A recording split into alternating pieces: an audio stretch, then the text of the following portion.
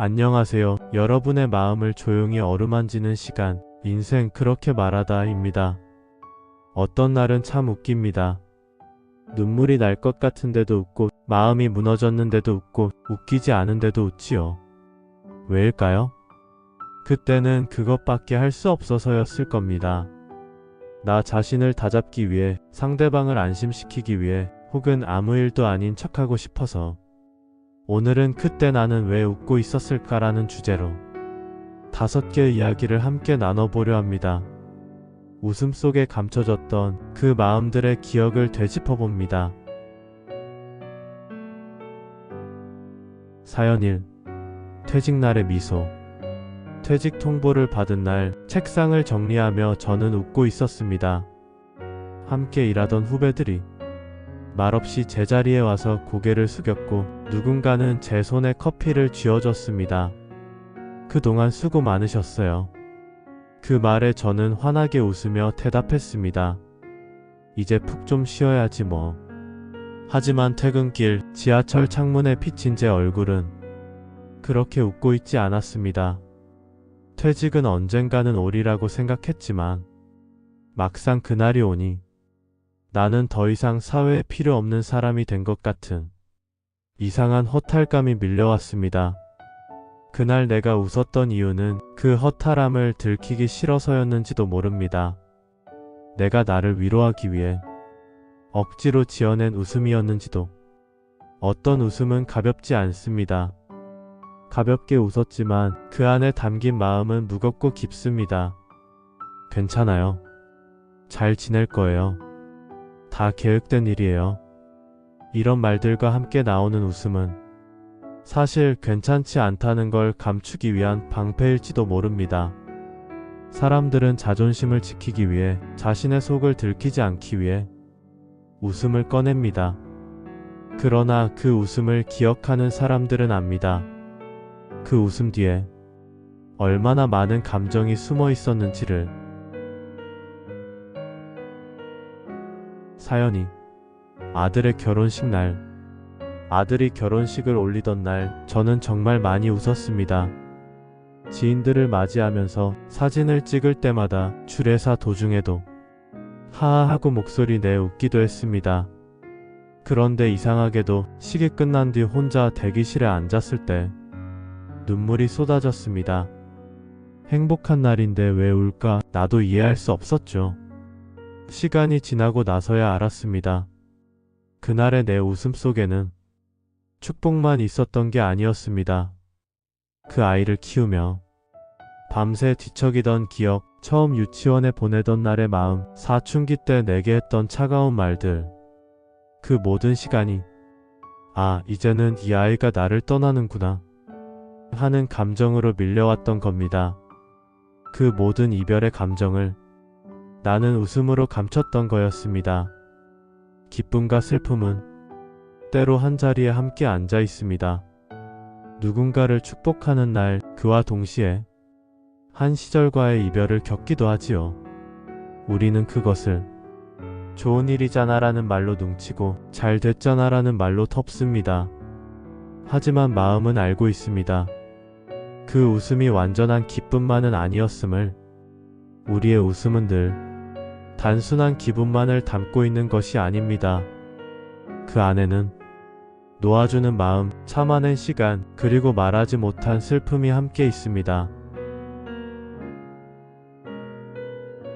사연 3. 엄마의 생일 케이크. 작년 엄마 생일에 작은 케이크를 사들고 집에 갔습니다.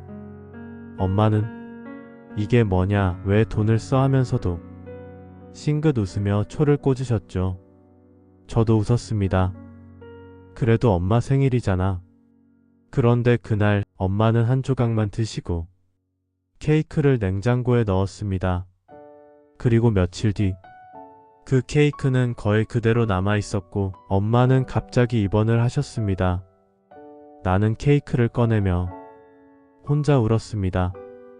그때 내가 웃은 건 그저 생일을 축하하기 위해서였지만 지금 생각해보면 엄마도 나도 그 순간이 오래가지 않을 거라는 걸 어렴풋이 느끼고 있었던 것 같습니다.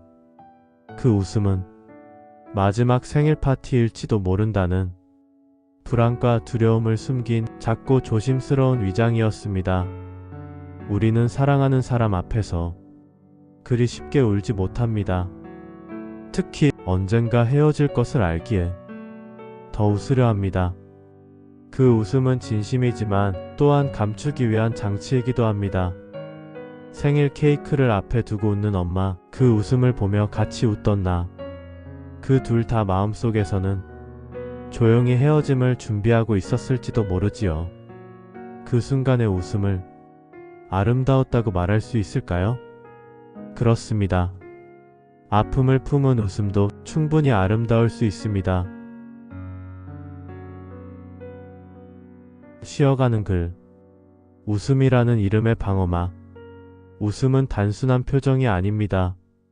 그건 어쩌면 우리의 가장 오래된 생존 방식일지도 모릅니다. 아플 때도 웃고, 서러울 때도 웃고, 속상할 때도 웃습니다. 웃는다고 다 괜찮은 건 아니었죠. 오히려 웃고 있는 얼굴이 더 슬플 때가 많습니다. 하지만 그 웃음이 있었기에 우리는 무너지지 않았고 그날을 버텨냈으며 오늘도 이 자리까지 올 수 있었습니다. 지금 생각해보면 그 웃음들이 참 고맙습니다. 그때의 나를, 그때의 우리를 끝내 지켜준 표정이었으니까요. 사연사.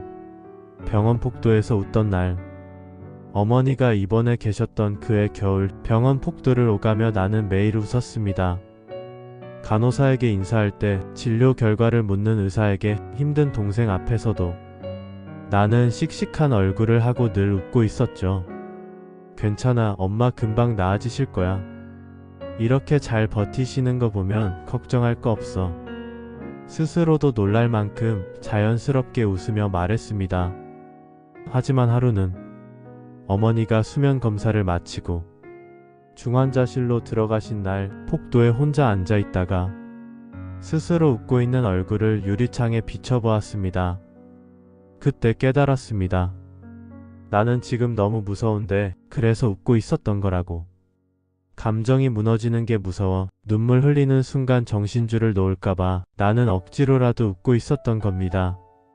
그 웃음은 어쩌면 간절한 버티기였습니다. 병원이라는 공간은 참 이상합니다. 울기에도 애매하고 웃기엔 너무 아픈 곳.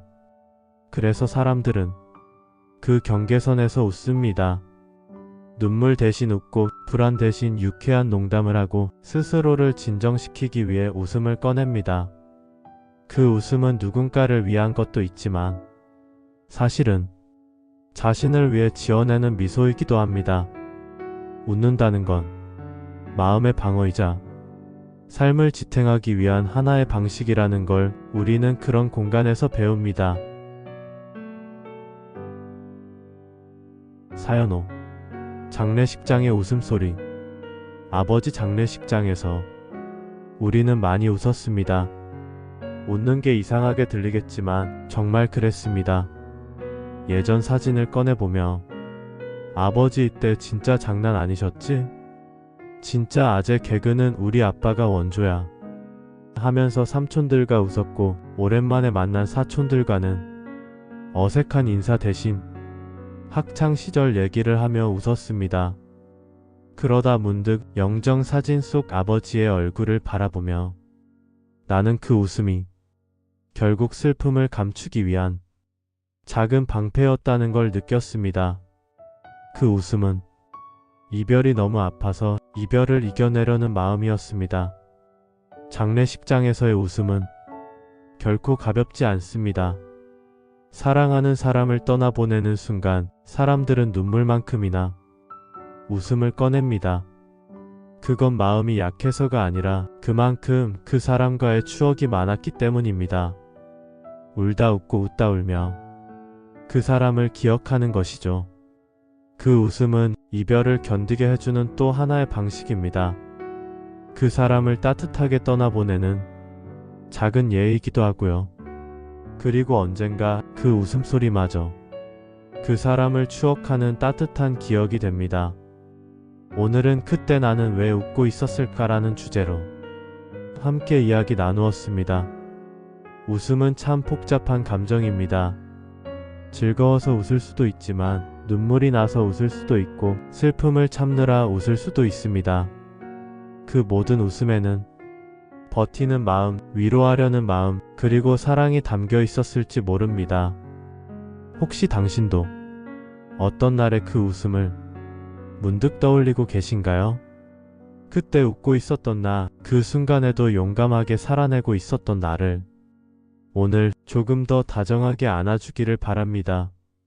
이곳은 인생 그렇게 말하다. 다음 이야기로 다시 찾아뵙겠습니다. 고맙습니다.